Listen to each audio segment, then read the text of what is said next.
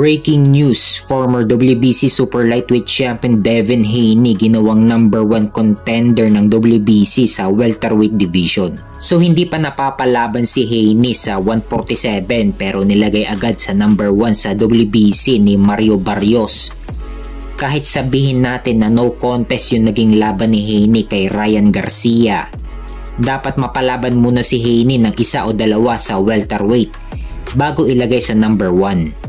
Ito ang kinaiinisan ni Turki Al-Sheikh sa mga sanctioning bodies dahil wala sa ayos ang paglalagay nila sa rankings porket may pangalan lang si Devin Haney ay nilagay agad siya sa number 1. Ganyan din yung ginawa ng WBC kay Errol Spence. Ginawa siyang number 1 contender ng WBC sa 154. Kahit na hindi pa napapalaban si Spence sa super welterweight, idagdag mo pa na kagagaling lang ni Spence sa pagkatalo. Tapos nilagay din siya sa number 1 ng WBC sa super welterweight. Kaya mas maganda talaga yung plano ni Turki Al-Sheikh na gawing isang belt na lang bawat dibisyon. At hindi porket may pangalan, ilalagay mo agad sa number 1. Ang plano din ni Turki Al-Sheikh ay kailangan mo talaga paghirapan bago ka mapunta sa number 1. Hindi kasi nakakatulong sa boxing kapag meron kang favoritism tulad sa WBC. Number 1 agad si Haney sa 147 kahit hindi pa napapalaban.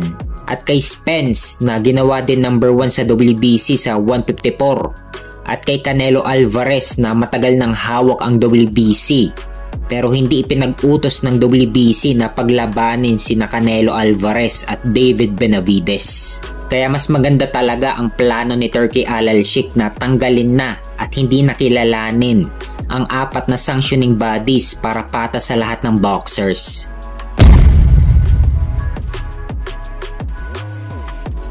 Sa kabilang banda naman, WBC ipinag-utos na maglaban sina Ray Vargas versus Bruce Carrington.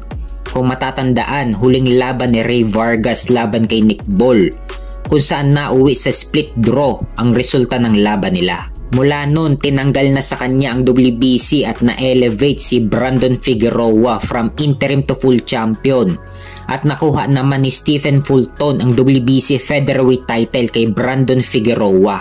Ngayon muling mapapalaban si Ray Vargas para sa vacant WBC featherweight title kung aakyat na si Stephen Fulton sa 130 pounds upang labanan si WBC Super Featherweight Champion O'Shaquie Foster. Pagkakataon ulit ni Ray Vargas na makuha ang WBC title sa 126. Pero hindi madaling kalaban si Bruce Carrington dahil technical din ang kanyang galawan. Kung matatandaan, nadali na si Ray Vargas kay O'Shaquie Foster na technical ang galawan.